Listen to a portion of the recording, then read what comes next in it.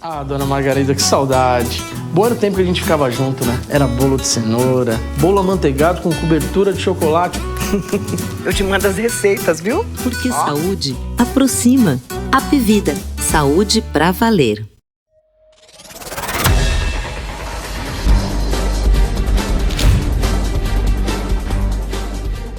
Ei você, leitor, minha leitora do Portal da Holanda, eu sou Humberto Amorim e estou de volta com a Hora do H.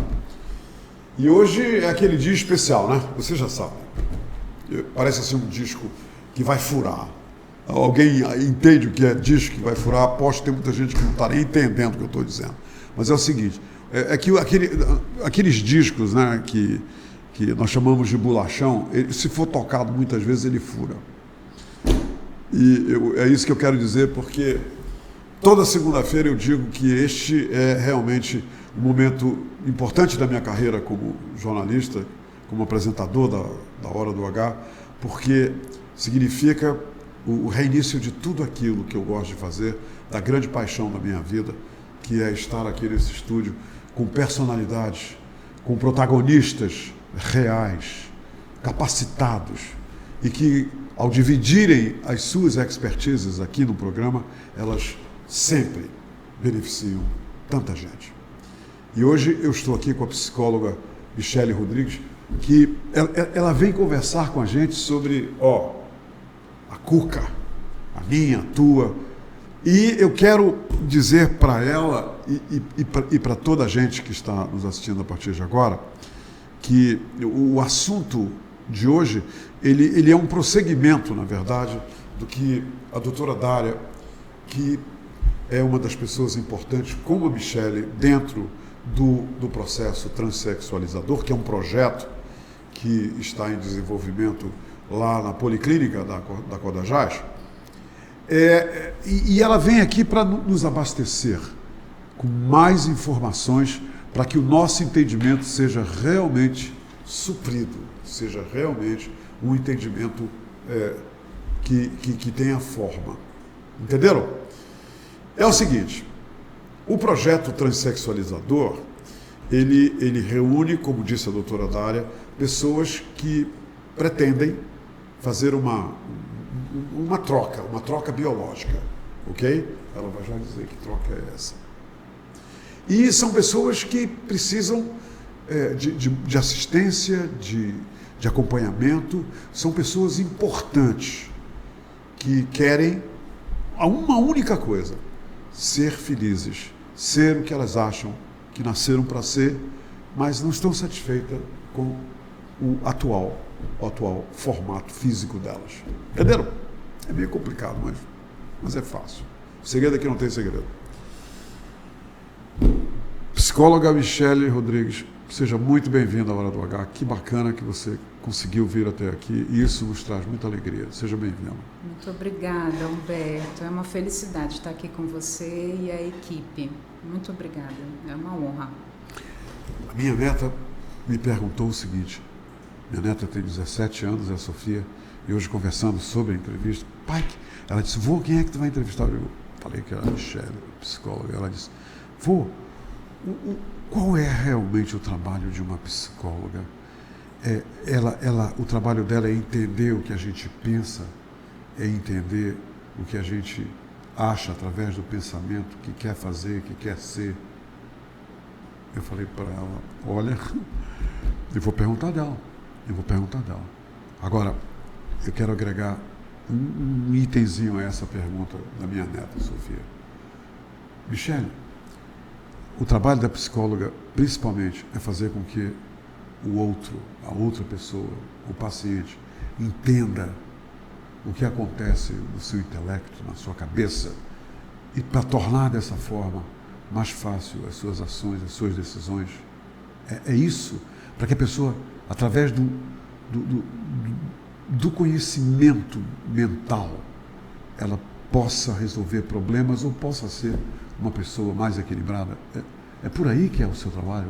Então, esse é um trabalho, né, de busca da psicologia, né? E aí a pergunta da Sofia me remete, inclusive, à Resolução 01/99 do CFP, né, o Conselho Federal de Psicologia, que faz justamente essa alusão ao trabalho da psicóloga, do psicólogo, junto às pessoas LGBTQIA+, né? Então, a pessoa LGBT+, que busca o trabalho do psicólogo, né, como a gente bem sabe, ela não busca reverter a sua orientação sexual, né? Ela busca, muitas vezes, lidar com as suas questões de vida, as suas necessidades, né? Situações muitas vezes relacionadas ao sofrimento advindo da sociedade. Preconceito, né? Etc. Isso, e o seu autorreconhecimento, a sua autovalorização. Então, o trabalho da psicologia, em geral, ele está nesse autoconhecimento, né, de contribuir em relação a isso, né, e não dizer o que você deve ou não fazer, né, se você é apto ou não a algo, né. Então, lá no processo transexualizador, inclusive, né, é uma dúvida muito grande de algumas pessoas, né, de chegarem lá e timidamente entrarem na sala junto conosco. É, né, assim a chegada da maioria? Muitas pessoas chegam lá dessa forma, né, temerosas aparentemente de estarem sendo avaliadas, se elas são ou não pessoas trans, por exemplo, né, se elas devem ou não estar ali. E o nosso trabalho, eminentemente, é um trabalho de acolhimento. Né? E também para responder essas duas questões? Se elas são ou não, se elas devem estar ali? É esse o trabalho de vocês também? Algumas pessoas, elas vêm com dúvidas a respeito do leque, que é a variabilidade de gênero, né? Então, assim, qual é o público-alvo do processo transexualizador? São pessoas com variabilidade de gênero. O que quer dizer isso, né? A composição da sexualidade é muito complexa, mas didaticamente, se é possível fazer uma divisão didática, né, nós vemos a questão do sexo biológico, né, a pessoa nasce com um aparato genético que a coloca, né, como pessoa do sexo masculino ou feminino ou intersexo, né, diante do grande leque que são as pessoas intersexuais. Nós encontramos dentro do campo já da identidade de gênero, né, a pessoa que se sente homem ou se sente mulher ou se sente dentro de um espectro, né, que poderiam ser as pessoas trans, as pessoas não binárias, né, que não se sentem homem ou não se sentem mulher ou se sentem ambos ao mesmo tempo, né. Nós encontramos também aquelas pessoas que tem uma expressão de gênero, né? Ou seja, nasce homem, digamos assim, né?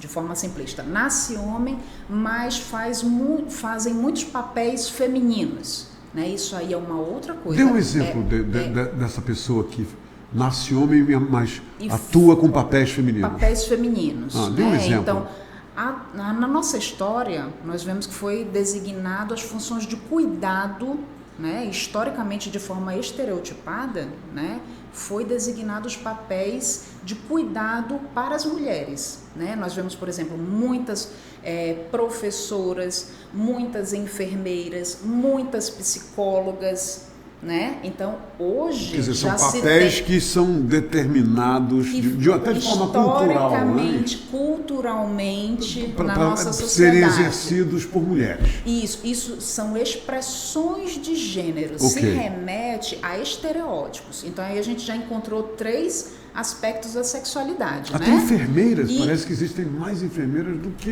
enfermeiros, não é? Sim, então isso já vem se revertendo, já está se equiparando, mas é uma evolução também desses estudos voltados à sexualidade, né? Porque a necessidade dos homens também é de cuidado, né? A gente vê cada vez mais, não existem pais e avós como víamos tradicionalmente, né? Então, hoje a paternidade é responsável, é participativa para a grande maioria dos homens, né? Então, olha aí, já são 3 aspectos da sexualidade. E um quarto é a questão da orientação sexual, ou seja, é o desejo da pessoa. Me diz uma coisa, Michele. O trans, a pessoa trans, ela nasce trans e de repente ela descobre num certo estágio da sua vida que ela não está num corpo que ela não se sente bem no corpo que ela está. É mais ou menos assim? Então, existem muitos estudos indicando que sim, né? Mas como nós estamos falando de variabilidade de gênero, ou seja, as pessoas têm a identidade de gênero de uma forma muito única. Cada pessoa vive a sua identidade, né? O seu se sentir mulher, se sentir homem ou ambos, né? De uma forma muito individualizada. Não dá para dizer que existem duas mulheres trans iguais, né? Ou travestis. Não existe. É uma vivência identitária, é muito única, né? Então existem pessoas que vão aos pouco se reconhecendo, mas classicamente se verifica assim. É tanto que nas conversas com os e as pacientes, né, no ambulatório, nós verificamos muito esse dado, né? Pessoas que elas se entendiam, por exemplo, vou dar um exemplo, né? Uma pessoa que nasceu com endossexo feminino, né? A genética feminina, né? Mas ele se sentia tão menino, que ele teve que saber que ele seria uma menina, teria nascido uma menina através das outras pessoas, né? Então, os familiares chegaram com ele e disseram: não, você é uma menina, você nasceu menina. Porque para ele... Ele é um menino. Ele é um menino. E ele sempre foi. Né? Então, eu gostei quando a senhora falou, na cabeça dele, a senhora usou esse termo agora. Quer dizer, é um lance muito ligado ao mental da pessoa. Ele sempre se sentiu, e ele é um homem trans, né? Então, é um homem trans no corpo de uma mulher. Bom, é isso que confunde muita gente, não é? Um aspecto, então, esse é um aspecto que aí a gente precisa detalhar um pouco mais. O corpo, né? O que é um corpo de homem, o que é um corpo de mulher, né? Então, dizer que a pessoa é um homem, né? Nós estamos falando, porque nós estamos falando também no ponto psíquico, né? No aspecto psíquico, sim. do se sentir. E isso, para nós da psicologia e para muitas ciências humanas, isso é o que interessa, isso basta, né?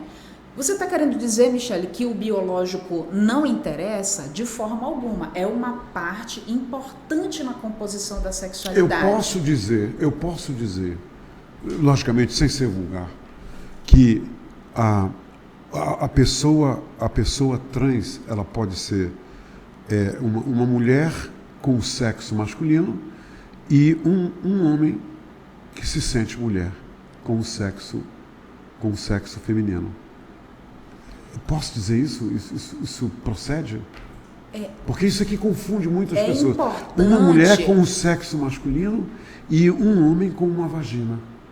Exatamente. Mas veja, daí, quando a gente entra no ambulatório, né? Uhum. E aí algumas pessoas estranham. O nosso ambulatório, ele também funciona como ambulatório de ginecologia, saúde da mulher cisgênero, né? Cisgênero quer dizer a pessoa que nasceu com o sexo e na sua identidade de gênero coincide. Ok. Né? Ok. Então, a pessoa nasceu com uma vulva e vagina e se sente mulher. Eu sou cisgênero, né? Isso, eu sou cisgênero. Ao que tudo indica, sim. Sim, Você e se a sente... palavra hétero que define isso também? O cisgênero e o hétero é a mesma coisa? Não. Aí o hétero já é a outra parte da sexualidade, o último componente que eu mencionei agora há pouco, que é a orientação do desejo sexual. O que antigamente se chamava de opção sexual, né? Então, se dizia que a opção sexual, porque não é opção, né? Então, quem vai escolher, né? É uma orientação, ou seja, é uma direção. Para quem? Ou para quem a pessoa dirige o seu desejo sexual? Afetivo também, né? É para homens, é para mulheres, é para ambos. O gay, onde é que ele fica nesse meio todo? Qual é a diferença do trans pro... eu sou gay, eu sou trans. Qual é a diferença desses dois? Então, tem diferença? Sim. E também existem coincidências. Então, a pessoa trans, ela está dentro da parte da identidade de gênero, né? Então, nasceu com um sexo, né? Um aparato genético, mas se sente de outro gênero. Sim, sim. Né? Então, ao nascimento foi designado que era uma mulher, mas se sente um homem. A sua identidade é masculina. Ok. Né? Deu para entender. Ok. Na orientação do desejo sexual, a orientação sexual, então, nós encontramos basicamente, né, porque aí também é um leque muito grande, mas podemos indicar principalmente aqueles 3 tipos, né? Heterossexual, a pessoa sente afeto ou desejo pelo sexo oposto. Isso, exatamente, pelo sexo oposto, né? Homo pelo mesmo sexo, gênero, né? Que aí a gente indica... Quer dizer, homens que se sentem atraídos por homens. Por homens. Ok. Né? E aí é uma indicação especialmente voltada para o gênero. Esse é o homo, né? Esse Isso. é o homossexual. E o bissexual ou pansexual para pessoas de vários gêneros. Que transam com homens e que transam com mulheres. Mas ou é mais se ou menos sentem assim? ligadas afetivamente. Tanto a homens quanto a mulheres. Isso. Esse é o bissexual. Ou pansexual, também, a gente verifica. Ok. Né? Então, acontece que às vezes isso confunde um pouco, porque, por exemplo, uma pessoa trans, uma mulher trans, que gosta, se sente afeiçoada por homens cis, né? É uma mulher hétera, né? Heterossexual. Ok, sim. Né? É isso. Mas nós também encontramos mulheres trans e travestis que gostam, né? Têm o desejo sexual ou afetivo por mulheres cis. Então são mulheres, mulheres trans homossexuais. Então, olha só como a sexualidade é algo complexo, amplo, leque, enorme. Michele, me diz uma coisa. O que as pessoas, então, quando elas querem se agregar ao processo transexualizador, lá no PAN da Corda Jazz, onde você trabalha como uma das integrantes da equipe multidisciplinar que lida com essas pessoas, quando ele chega lá, o que ele quer? O que a maioria quer? Trocar de sexo? Entender por que ela é daquele jeito, ou ela quer simplesmente apenas a hormonização, não é essa a palavra? Isso, exatamente. Qual dessas 3 coisas é realmente mais importante para essas pessoas? Ou as 3 procuram a mesma coisa? Então, de fato, é uma experiência muito única para cada pessoa. E por isso a gente tem uma equipe ampla, né? De 2 assistentes sociais, nós somos 2 psicólogas e um psicólogo. Isso é todo dia? Esse é o trabalho que vocês fazem todo dia? Isso, todos os dias, né? No horário comercial nós estamos lá. Então, nós temos a equipe de enfermagem, as técnicas de enfermagem, as enfermeiras, nós temos as médicas. É uma equipe considerável, né? Considerável, porque a nossa intenção, e também pela política do SUS, né? Claro. A política de saúde integral à pessoa LGBTQIA+. Okay. Então, nós, para que consigamos efetivamente entender o projeto terapêutico singular de cada pessoa, o que a pessoa quer, é indispensável que nós possamos fazer uma conversa tranquila, né? Ali passo a passo. E minuciosa, entender exatamente o que a Vocês pessoa quer. Vocês conversam muito, então, não é? Bastante. Você com essas pessoas, muita conversa, né, para chegar a um denominador comum. É mais ou menos assim o tratamento? Isso, exatamente. E aí existem aquelas pessoas que chegam lá com um certo nível de sofrimento psíquico, querem se conhecer mais. Sofrimento causado por quê? Preconceito, isolamento, segregação, por todo tipo de coisa?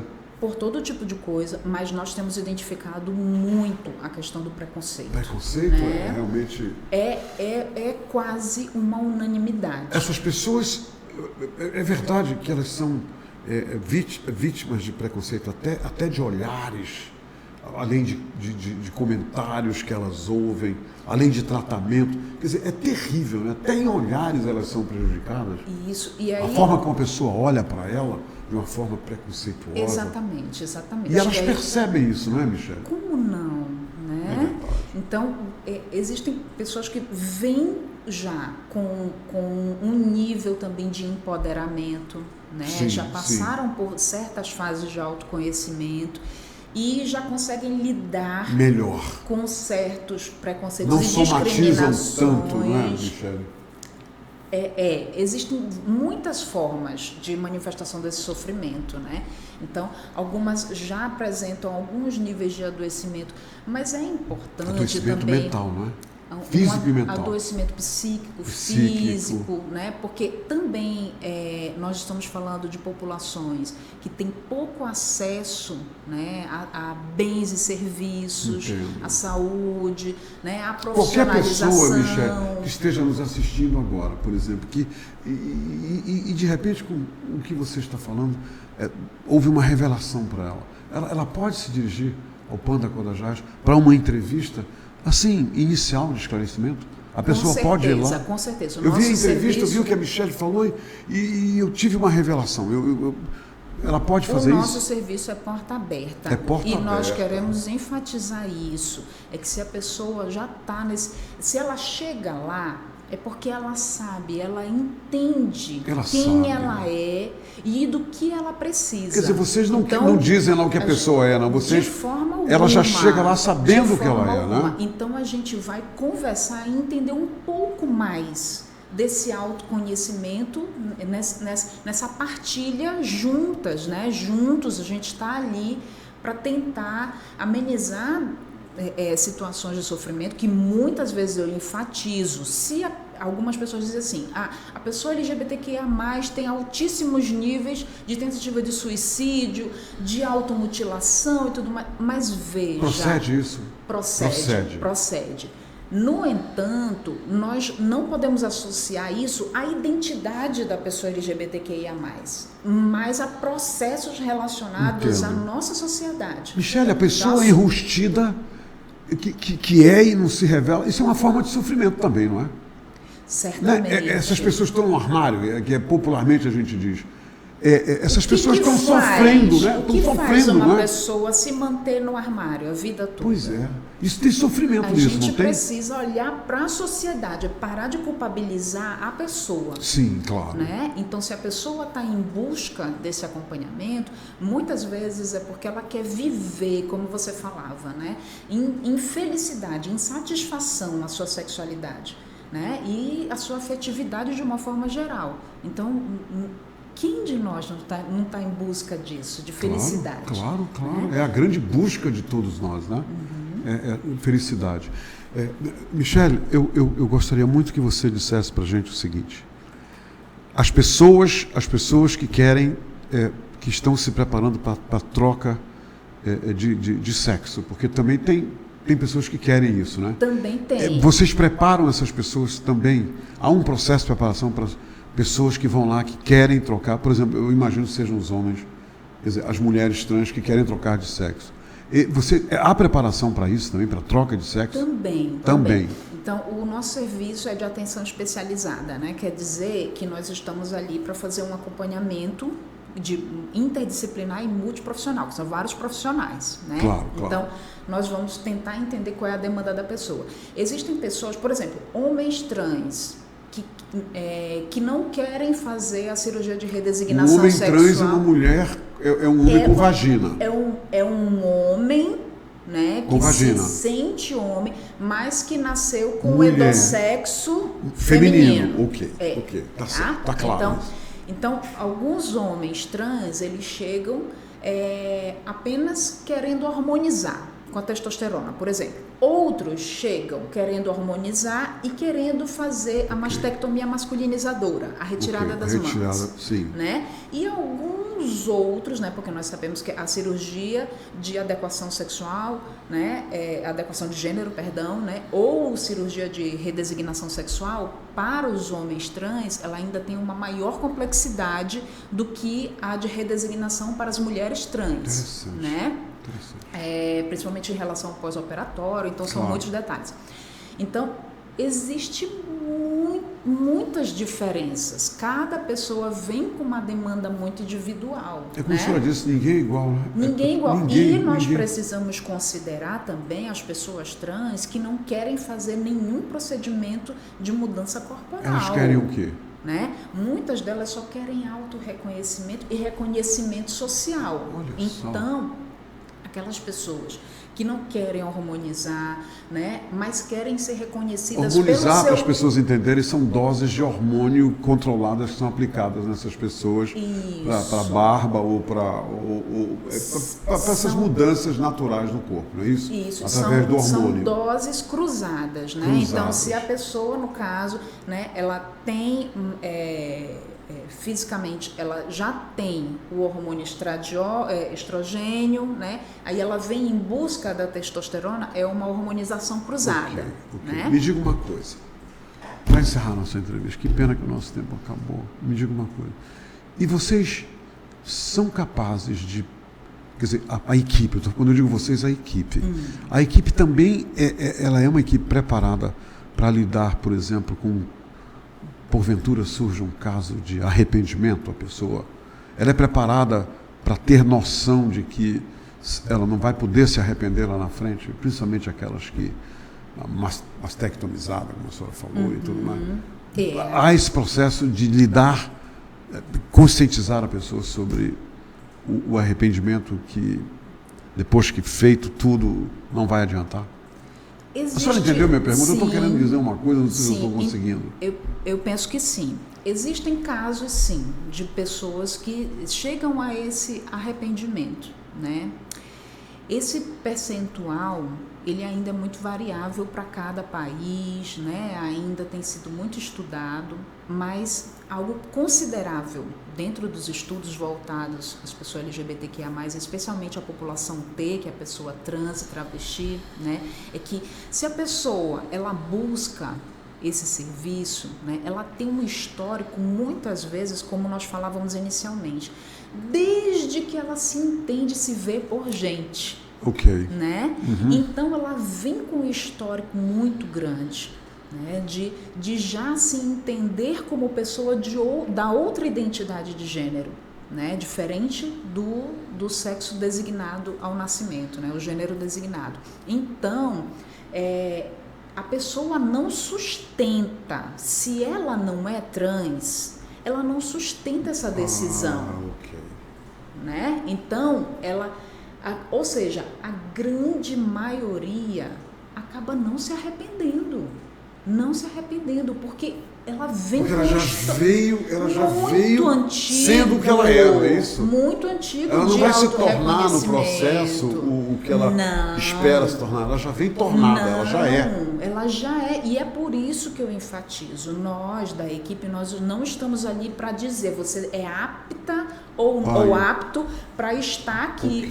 A pessoa já sabe, ela já se identifica. Na verdade, você está aqui e você é bem-vindo, é isso que vocês dizem. Bem-vindo, bem-vinde, né? Então, essa pessoa, existem sim alguns casos, né? Claro. Mas se acaso ocorrer isso, nós também estaremos ali para acolher essa pessoa e entender o sofrimento dela junto com ela. Né? O que foi que aconteceu no seu processo individual de autoconhecimento que lhe levou a fazer uma mudança corporal, né? E hoje você se vê arrependido. Entendo. Então, a gente, esses casos nós não temos observado atualmente no ambulatório, né? Então, é realmente algo que precisa ser estudado, porque existe sim, né? Mas a experiência não tem nos mostrado, né? Nós estamos ainda também realizando as nossas reuniões internas de estudo, né? Para conhecer todos os casos do ambulatório, né? A equipe está se ampliando, então a nossa intenção é cada vez mais conhecer essas peculiaridades, né, da vivência da transexualidade e travestilidade. Michele, muito obrigado pela entrevista. Eu só quero que você diga onde é que fica o ambulatório, né, o Panda Codajás, que as pessoas podem ir lá. Qual é a rua lá? É na Cachoeirinha, na própria né? Codajás, na própria Codajás, né? Na Policlínica Codajás, no Ambulatório de Diversidade Sexual e Gênero, Processo Transsexualizador, e ambulatório de ginecologia. Nós estamos lá de segunda a sexta, horário comercial. A pessoa pode chegar lá, eu quero falar com a doutora Dália, quero falar com a psicóloga Michele. Isso, e vocês atenderão essa pessoa. Daniela, com todo mundo que está lá, né? Serão atendidos. Isso, com as enfermeiras, as nossas assistentes sociais, que são as primeiras que têm o primeiro contato com a pessoa, né? As enfermeiras e as assistentes sociais depois chegam conosco da psicologia. É uma equipe, como eu lhe falava, né? Que gosta do que faz, que está ali estudando está na sua cara bastante. isso, a maneira que você fala, né? que se expressa, a gente vê que é realmente uma paixão esse ofício de vocês. Tá bom? Exatamente. Parabéns. Obrigada. Que bom te conhecer, tá? Que Foi bacana. bom demais te conhecer, e obrigado pessoalmente. por ter vindo aqui. Tá vendo como a gente conversou? Uhum. Eu falei que a gente ia conversar. Verdade. Muito Obrigada, obrigado. querido. Gente, por hoje é só. Tá vendo? Começamos a semana. Uma semana que vai ser pontuada, eu tenho certeza, por pessoas com capacidades, com a expertise iguais à da Michelle, que vai levar para a vida da gente, sem dúvida alguma, a abertura de uma janela de oportunidades para uma qualidade de vida bem melhor. Até amanhã. Ah, dona Margarida, que saudade. Bom era o tempo que a gente ficava junto, né? Era bolo de cenoura, bolo amanteigado com cobertura de chocolate. Eu te mando as receitas, viu? Porque saúde aproxima. Apvida, saúde pra valer.